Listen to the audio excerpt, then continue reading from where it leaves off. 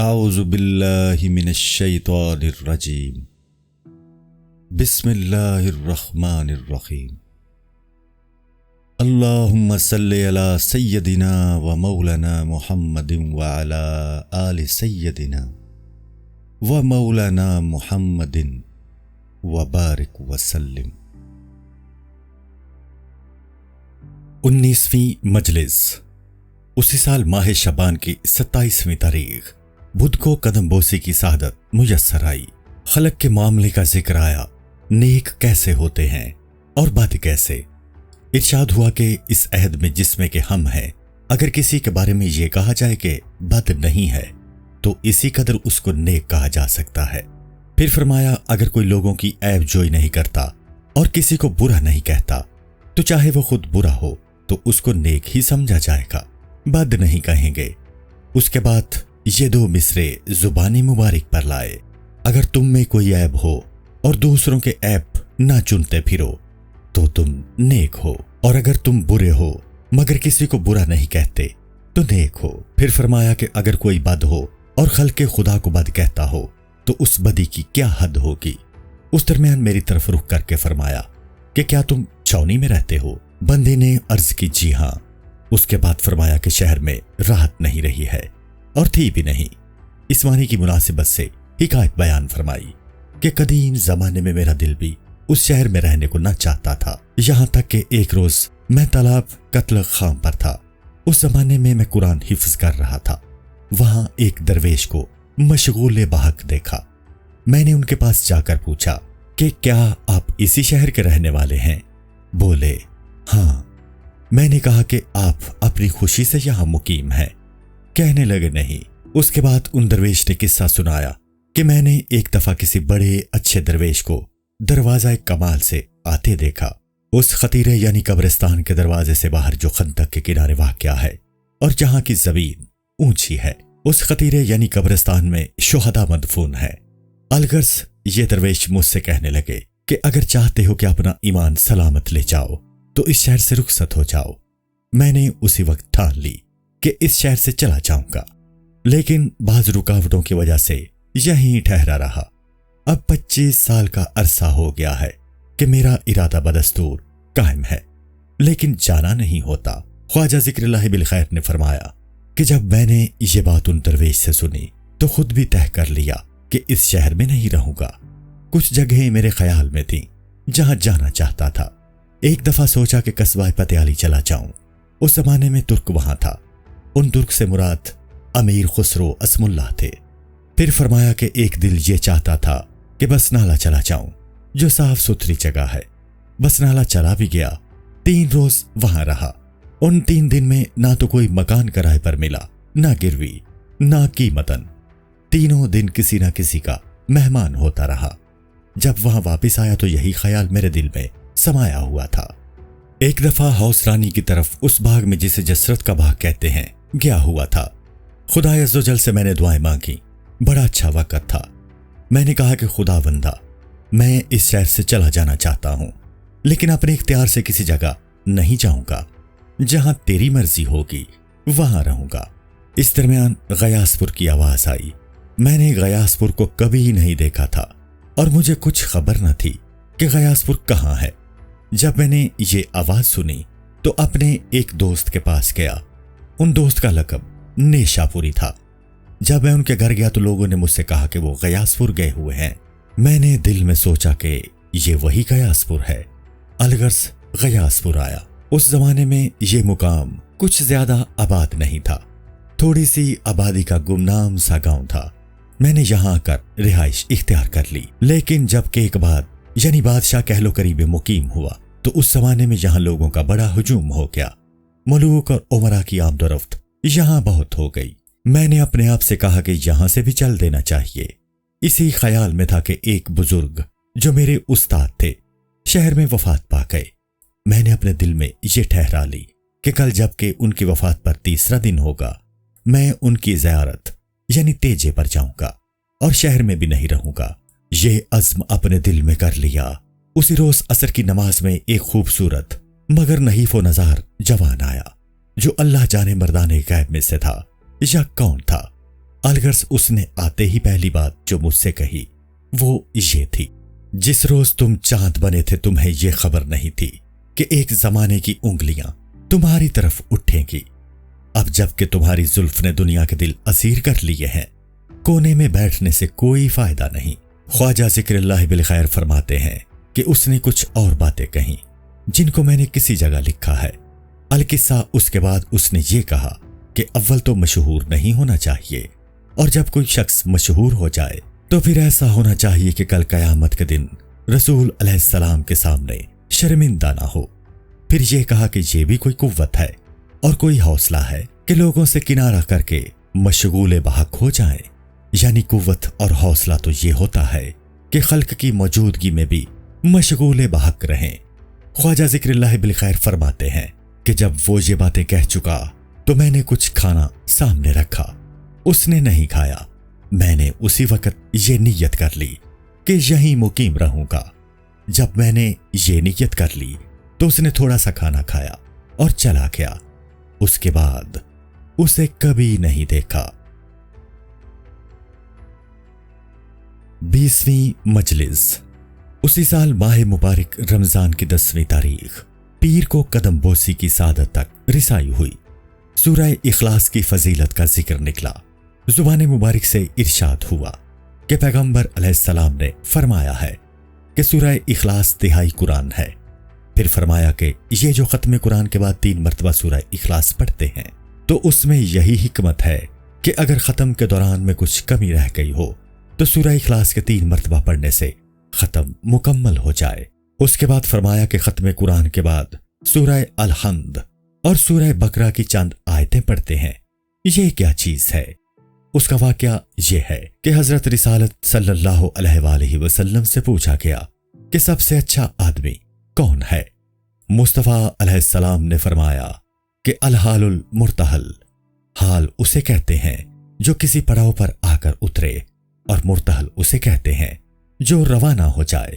اور یہ اشارہ اس طرف ہے کہ جب کوئی قرآن پڑھتا ہے اور ختم کرتا ہے تو گویا ایک منزل آ کر اترتا ہے، اور جب دوبارہ شروع کرتا ہے تو گویا دوبارہ روانہ ہو جاتا ہے۔ بس انسانوں میں سے بہترین وہ شخص ہوتا ہے جو قرآن ختم کرتے ہی فوراً شروع بھی کر دیتا ہے۔ ایسے شخص کو رسول علیہ السلام نے الحال والمرتحل کی صفت سے یاد فرمایا ہے۔ پھر اس بات کا ذکر آیا کہ بعض لوگ غیر موجود جنازے کی نماز پڑھتے ہیں۔ یہ کیسا ہے؟ خواجہ ذکر اللہ بالخیر نے فرمایا کہ یہ جائز ہے۔ مصطفیٰ علیہ السلام نے نجاشی کی نماز جنازہ اسی طرح پڑھی تھی۔ ان کا انتقال کہیں اور ہوا تھا، اور امام شافعی رحمۃ اللہ تعالی علیہ اس بات کو جائز رکھتے ہیں۔ اور اگر میت کے جسم کا کوئی عضو لائیں، جیسے ہاتھ یا پاؤں یا انگلی، جو بھی ہو، اس پر بھی نماز پڑھتے ہیں۔ اس بات کی مناسبت سے شیخ جلال الدین تبریزی قدس اللہ سر العزیز کی حکایت بیان فرمائی کہ جب شیخ نجم الدین سغرا کویو دہلی کے شیخ الاسلام تھے، ان سے دشمنی ہو گئی اور ایسے بڑھ کے کہ انہیں ہندوستان کی طرف، یعنی مراد یوپی کی طرف روانہ کر دیا۔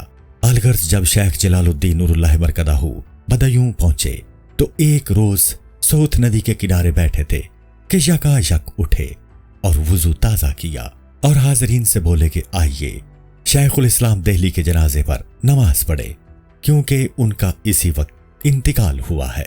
اور واقعہ اسی طرح ہوا تھا جیسا کہ شیخ جلال الدین رحمت اللہ علیہ رحمتاً واسعتاً نے زبان مبارک سے بیان فرمایا تھا۔ اس کے بعد جب نماز ادا کر چکے تو حاضرین کی طرف رخ کر کے فرمایا، اگر شیخ الاسلام دہلی نے ہمیں دہلی شہر سے باہر نکالا تو ہمارے شیخ نے انہیں دنیا ہی سے نکال دیا۔ جماعت متحیران کا ذکر نکلا کہ حق تعالیٰ میں ایسے مشغول ہوتے ہیں کہ انہیں کسی مخلوق کی خبر نہیں ہوتی۔ حاضرین میں سے ایک شخص نے حکایت بیان کی کہ میں ایک دفعہ کہیں گیا تو اسی طرح کے لوگوں میں سے 7-8 آدمیوں کو دیکھا کہ ٹک ٹکی لگائے آسمان کو تک رہے ہیں اور رات دن متحیر ہیں، مگر جس وقت نماز کا وقت آتا ہے تو نماز پڑھ لیتے ہیں اور پھر متحیر ہو جاتے ہیں۔ خواجہ ذکر اللہ بالخیر نے فرمایا کہ ہاں، انبیاء معصوم ہیں اور اولیاء محفوظ۔ یہ لوگ ایسے ہی ہوتے ہیں جیسا کہ تم نے بیان کیا، اگرچہ کہ شب و روز متحیر رہتے ہیں، لیکن ان کی نماز فوت نہیں ہوتی۔ اس تحیر کی مناسبت سے شیخ الاسلام قطب الدین بختیار قدس اللہ سر العزیز کی حکایت بیان فرمائی کہ ان کو انتقال کے وقت اسی طرح 4 دن رات تحیر رہا، اور ہوا یہ تھا کہ شیخ علی سجزی رحمت اللہ علیہ کی خانقاہ میں قوالی تھی اور شیخ قطب الدین نور اللہ مرکزہ تشریف فرما تھے۔ گانے والا قصیدہ گا رہا تھا۔ جب اس شعر پر پہنچا، خنجر تسلیم کے کشتگان کے لیے ہر زمانے میں غیب سے ایک نئی زندگی ہے، شیخ قطب الدین قدس اللہ سر العزیز کو اس شعر پر کیفیت ہو گئی۔ جب وہاں سے گا رہے تو مدہوش اور متحیر تھے، فرماتے تھے کہ یہی شعر پڑھے جاؤ۔ چنانچہ یہی شعر ان کے سامنے پڑھا جاتا رہا اور وہ اسی طرح متحیر رہے، سوائے اس کے کہ جب نماز کا وقت آتا تھا تو نماز ادا فرماتے تھے اور پھر یہی شعر پڑھواتے تھے، اور حال آ جاتا اور حیرت پیدا ہو جاتی۔ 4 رات دن تک یہی حالت رہی۔ 5ویں رات کو رحلت فرمائی۔ شیخ بدر الدین غزنوی رحمت اللہ تعالی علیہ فرماتے ہیں کہ میں اس رات کو حاضر تھا۔ جب شیخ کے انتقال کا وقت قریب آیا تو مجھے کسی قدر غنودگی تھی۔ خواب میں دیکھا کہ شیخ قطب الدین قدس اللہ سر العزیز جیسے اپنی جگہ سے اٹھ رہے ہیں اور اوپر کی طرف جا رہے ہیں، اور مجھ سے فرما رہے ہیں کہ دیکھو بدر الدین، اللہ کے دوستوں کے لیے موت نہیں ہے۔ جب میں بیدار ہوا تو شیخ دار بقا کو رحلت فرما چکے تھے، رحمت اللہ علیہم اجمعین۔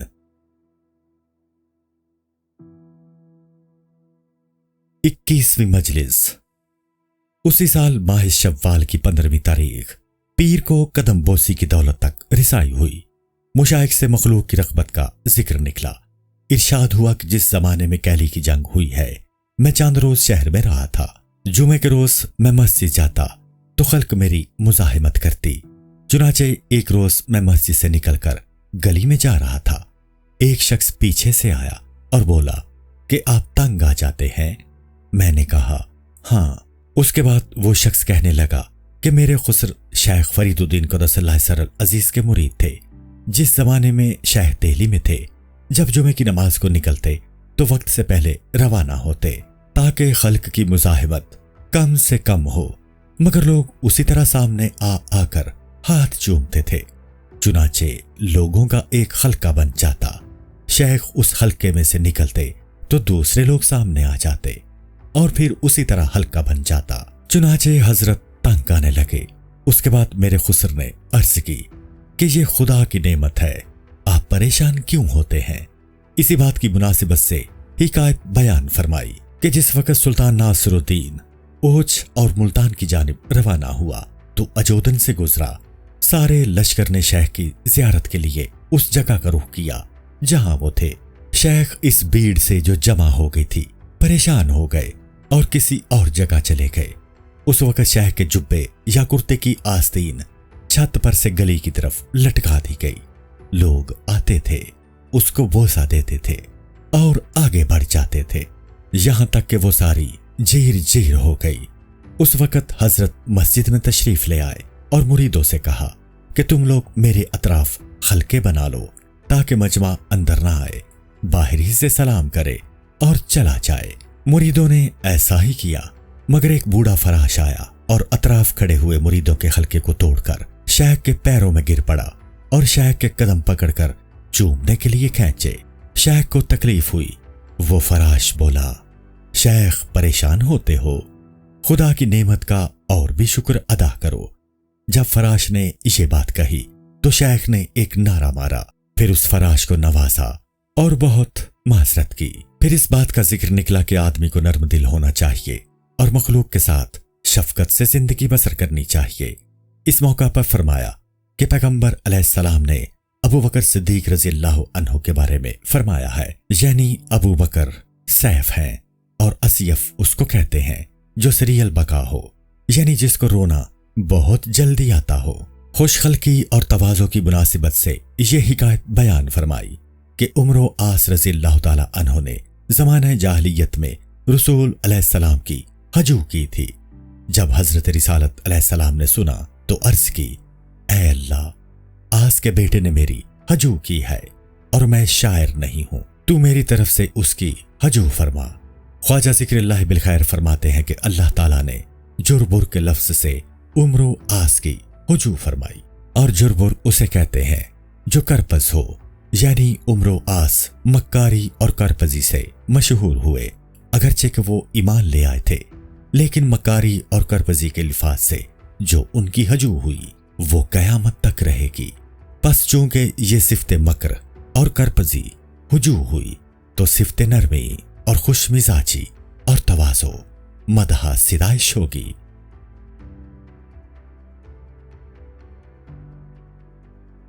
22वीं मजलिस।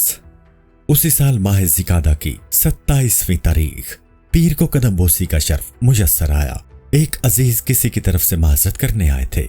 शायद हजरत ख्वाजा ज़िक्रुल्लाह बिलखैर ने किसी की सिफारिश में कुछ फरमाया था और उस शख्स ने टाल मटोल से काम लिया था। जब उन साहिब ने जो भेजे हुए आए थे उस शख्स की तरफ से माजरत की और मुआफी मांगी तो ख्वाजा ज़िक्रुल्लाह बिलखैर ने माफ फरमा दिया और जुबान मुबारक से इरशाद फरमाया कि अगरचे रंजीदा होने की बात है, लेकिन मैं रंजीदा नहीं हुआ और मुआफ कर दिया। इसके बाद फरमाया कि जब कोई शख्स पीर से वाबस्ता होता है और मुरीद बनता है तो उसको तहकीम कहते हैं, यानी अपने पीर को अपने ऊपर हाकिम बना लेता है। बस पीर जिस बात को भी कहे और मुरीद ना सुने तो ये तहकीम ना होगी। फिर दोबारा फरमाया कि अगरचे की तकलीफ की बात थी, लेकिन मैंने मुआफ कर दिया। इस दरमियान बंदे ने अर्ज की कि पीर अगर अपने इंतहाई कर्म से मुरीद की खता माफ भी कर दे, मगर अल्लाह ताला उस खता को किस तरह पसंद फरमा सकता है और किस तरह मुआफ कर सकता है।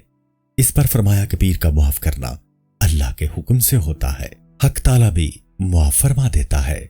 फिर फरमाया कि पीर जिस बात का भी हुक्म दे मुरीद को चाहिए कि वही करे। उसके बाद फरमाया कि यह भी आया है कि पीर अगर कोई ऐसा हुक्म देता है जो गैर शरी हो तब मुरीद के लिए गुंजाइश है कि वो काम करे या ना करे। इस नुक्ते को यूं बयान फरमाया कि पीर होना ही ऐसा चाहिए जो अहकाम शरीयत और तरीकत और हकीकत का आलिम हो, और जब पीर ऐसा होता है तो वो खुद ही कोई गैर शरी हुक्म नहीं देता, और अगर मुख्तलिफ फी हुक्म देता है यानी बाज के नजदीक वो जायज हो और बाज के नजदीक नाजायज, तो ऐसी सूरत में मुरीद को चाहिए कि वो काम करे जिसके लिए पीर ने कहा है, क्योंकि पीर ने किसी के कौल की बिना ही पर वो हुक्म दिया होगा, अगरचे के बाज को उसमें इख्तिलाफ हो, लेकिन मुरीद को तो पीर के इशारे के मुताबिक ही काम करना चाहिए। फिर इन्हीं नुकात में ये फरमाया कि एक शख्स किसी से कुछ बात कहता है या सिफारिश करता है और वो आदमी उसको कबूल नहीं करता, तो इस बात को भी इस रोशनी में देखना है, चाहिए कि मौका नहीं था या इसको खबर नहीं थी। फरमाया कि अपनी गलती का ख्याल भी रखना चाहिए कि शायद ऐसा हुआ हो। इस मौका पर फरमाया कि अजोदन में एक आमिल यानी सरकारी कारपरदाज अफसर था। शायद उस जगह के वाली यानी हाकिम ने उस आमिल को कोई तकलीफ पहुंचाई। यह आमिल शेखुल इस्लाम फरीदुद्दीन क़द्दसल्लाहु सिर्रहु अजीज की खिदमत में आया और सिफारिश चाही। शेख ने किसी को हाकिम के पास भेजा और आमिल की बात कहलवाई, मगर हाकिम अपनी बात पर अड़ा रहा। उसके बाद शेख ने उस आमिल से कहा कि मैंने सिफारिश की और उसने नहीं सुनी, शायद मौका नहीं था, और मुमकिन है कि ऐसा हुआ हो तुमसे भी किसी ने किसी की सिफारिश की हो और तुमने उसे ना सुना हो। उसके बाद वो हाकिम आया और माजरत चाही। शेख ने मुआफ फरमा दिया। उसी मुआफ कर देने और हुए जुर्म को ना हुआ समझ लेने की मुनासिब हाल हिकायत बयान फरमाई। शेखुल इस्लाम फरीदुद्दीन क़द्दसल्लाहु सिर्रहु अजीज के एक पोते या नवासे मोहम्मद नामी थे। उनको मम्मन कहकर पुकारते थे। शेख को इत्तला दी गई कि वो शराब पीते हैं। किस्सा मुख्तसर, वो शेख की खिदमत में आए तो शेख ने उनसे पूछा कि मोहम्मद, मुझे ये इत्तला दी गई है कि तुम शराब पीते हो। बोले, नहीं, मैं नहीं पीता, ये झूठी खबर पहुंचाई गई है। शेख ने कहा कि ऐसा ही होगा जैसा कि तुम कहते हो कि उन लोगों ने झूठी इत्तला दी होगी। गर्ज के उनसे अच्छी तरह खुश होकर बात की और उनके उज़्र को कबूल फरमा लिया। इसके बाद मुशाह के हुक्म देने और मुरीद के तामील करने के बारे में हिकायत बयान फरमाई कि एक बुढ़िया थी जो अक्सर शेख अबू सईद अबुल खैर रहमतुल्लाह अलैह की खानकाह में आती और खानकाह के सहन में झाड़ू देती। चंद बार उसने ऐसा किया। शेख ने उससे पूछा कि बता, इस खिदमत से तेरा मकसद क्या है, ताकि तेरी गर्ज पूरी करूं। बुढ़िया बोली कि मेरी एक गर्ज है, जब वक्त आएगा तो अर्ज करूंगी। अलकिस्सा वो बुढ़िया उसी तरह अपनी खिदमत अंजाम देती रही, यहां तक कि एक रोज कोई खूबसूरत जवान शेख की खिदमत में आया। वो बुढ़िया भी शेख के सामने आन खड़ी हुई और बोली कि अब वो वक्त आ गया है कि अपना मकसद जाहिर करूं। शेख ने कहा, कहो क्या कहती हो। बुढ़िया ने कहा कि इस जवान को हुक्म दीजिए कि मुझे अपने निकाह में ले आए। शेख शशो पंज में पड़ गए और सोचा कि ये औरत बुढ़िया है और बदसूरत और ये मर्द जवान है और खूबसूरत, ये बात कैसे बनेगी। इसी दरमियान शेख खलवत नशीन हो गए। 3 रात दिन ना खाना खाया और ना पानी पिया। 3 रात दिन के बाद उस जवान को और उस बुढ़िया को अपने सामने तलब फरमाया और जवान से मुखातिब होकर कहा कि इस बुढ़िया को अपने निकाह में ले आओ। जवान ने खुशी और रग़बत के साथ उसे कबूल कर लिया। इसके बाद उस बुढ़िया ने दरख्वास्त की कि शेख हुक्म दें कि दुल्हनों की रस्म के मुवाफिक मेरा जलवा हो। शेख ने फरमाया कि ऐसा ही किया जाए और दावत की रस्म भी अदा हो और जो खाना पकता है वो बहुत ज्यादा पकाएं। उस वक्त उस बुढ़िया ने इल्तिमास किया कि शेख इस जवान के लिए फरमान करें कि मुझे जमीन पर से उठाए और अपने हाथ से तख्त के ऊपर बिठाए। शेख ने जवान को ऐसा ही करने का हुक्म दिया। जवान ने बुढ़िया को जमीन पर से उठा लिया।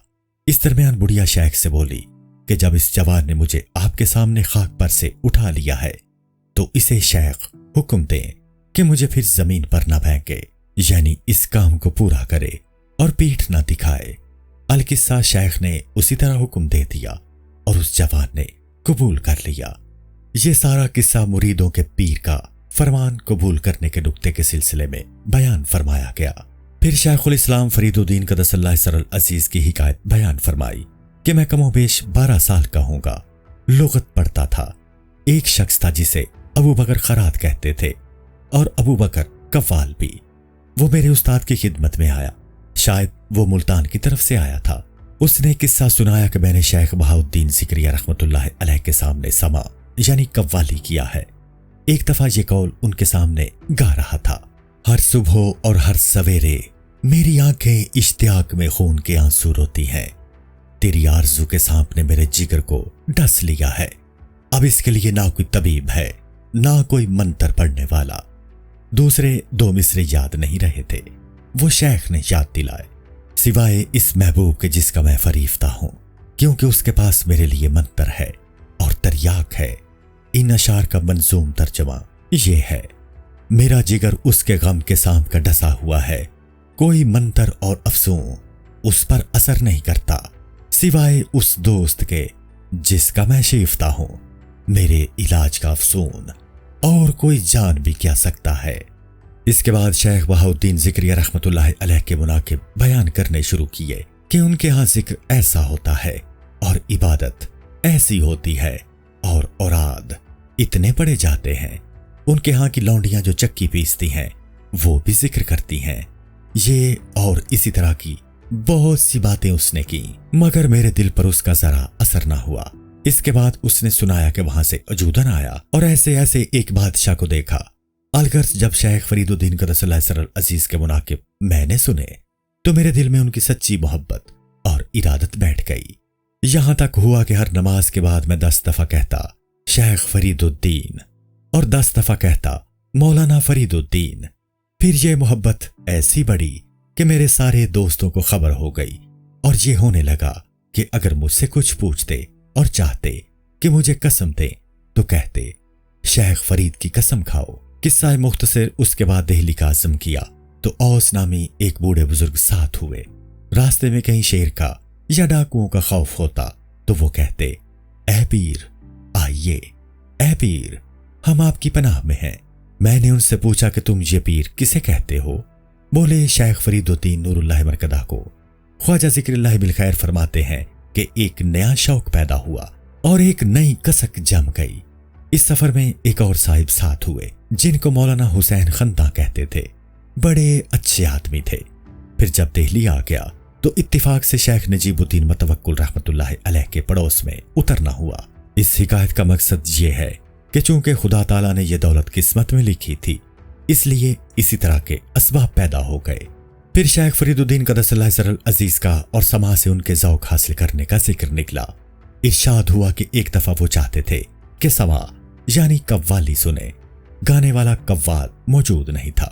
بدر الدین اسحاق علیہ رحمت و رضوان سے فرمایا کہ جو خط قاضی حمید الدین ناگوری رحمت اللہ علیہ نے بھیجا ہے لے آؤ۔ بدر الدین نے آ کر وہ تھیلی سامنے رکھی جس میں خطوط اور رکے جمع تھے۔ اندر ہاتھ ڈالا تو سب سے پہلے وہی خط ہاتھ لگا جسے شیخ کے سامنے پیش کر دیا۔ شیخ نے فرمایا کہ کھڑے ہو کر پڑھو۔ بدر الدین کھڑے ہو کر وہ خط پڑھنے لگے۔ اس خط میں اس طرح لکھا گیا تھا کہ فقیر، حقیر، ضعیف، نحیف محمد عطا جو درویشوں کا غلام ہے اور سر آنکھوں سے ان کے قدموں کی خاک ہے۔ شیخ نے اتنا ہی سنا تھا کہ ایک حال اور ذوق طاری ہو گیا۔ اس کے بعد یہ ربائی بھی پڑھی گئی جو اس خط میں تھی۔ ربائی: وہ عقل کہاں جو تیرے کمال تک پہنچ سکے، اور وہ روح کہاں جس کی رسائی تیرے جلال تک ہو۔ میں نے مانا کہ تو نے اپنے جمال پر سے پردہ ہٹا دیا ہے، مگر وہ آنکھ کہاں جس کی پہنچ تیرے جمال تک ہو۔ خواجہ ذکر اللہ بالخیر نے اس خط کی مناسبت سے ارشاد کیا کہ ایک دفعہ شیخ بدر الدین غزنوی رحمت اللہ علیہ نے بھی شیخ کی خدمت میں ایک خط لکھا تھا اور ایک نظم بھی تحریر کی تھی۔ خواجہ ذکر اللہ بالخیر نے 3-4 شعر اس میں سے پڑھے۔ بندے کو یہ 2 شعر یاد رہے: دین و ملت میں شگانائے روزگار، فرید میرے بزرگ دوست کرامت میں زندگانی بسر کریں۔ افسوس اگر مجھے اطمینان میسر ہوتا تو ان کی تعریف میں شکر فشانی کرتا، یعنی اچھے شعر کہتا۔ پھر اس بات کا ذکر آیا کہ شیخ قطب الدین بختیار اوشی اور شیخ جلال الدین رحمت اللہ علیہ نے باہم کس طرح ملاقات کی تھی۔ ارشاد ہوا کہ ایک دفعہ شیخ جلال الدین تبریزی نے شیخ قطب الدین کے گھر مہمان ہونا چاہا۔ شیخ قطب الدین قدس اللہ سر العزیز نے گھر سے باہر تشریف لا کر ان کا استقبال کیا۔ شیخ کا گھر حدود کہتا یا کہہ لو کوہری پر تھا۔ وہاں سے باہر نکلے اور عام بڑے راستے سے نہیں گئے، پتلی گلیوں میں سے تشریف لے گئے۔ شیخ جلال الدین قدس اللہ سر العزیز بھی آئے تو شارع عام سے نہیں آئے، اسی طرح چھوٹی گلیوں میں سے آئے اور دونوں میں باہم ملاقات ہوئی۔ اور ایک اور طرح بھی ان کے ملاقات کرنے کی حکایت بیان کی کہ ایک دفعہ ملک عز الدین بختیار کی مسجد میں جو اس کے حمام کے سامنے ہے، یہ دونوں بزرگ یکجا ہوئے تھے، رحمت اللہ علیہما رحمتن واسعتن۔ السلام علیکم۔ پوری کتاب دیکھنے کے لیے ہمارے یوٹیوب چینل صوفی سما کی پلے لسٹ میں جائیں۔ یہاں آپ کو مختلف بزرگوں کی کتابیں ملیں گی، اور جو کتاب پوری نہ ہوئی اس پر کام تیزی سے ہو رہا ہے اور ریگولر بیسس پر اپلوڈ ہوتی رہتی ہیں۔ آپ سے گزارش ہے کہ آپ ہمارے یوٹیوب چینل کو سبسکرائب کر لیں اور بیل نوٹیفیکیشن پر کلک کر لیں تاکہ ہماری آنے والی کتابیں آپ کو ملتی رہیں۔ جزاک اللہ خیر۔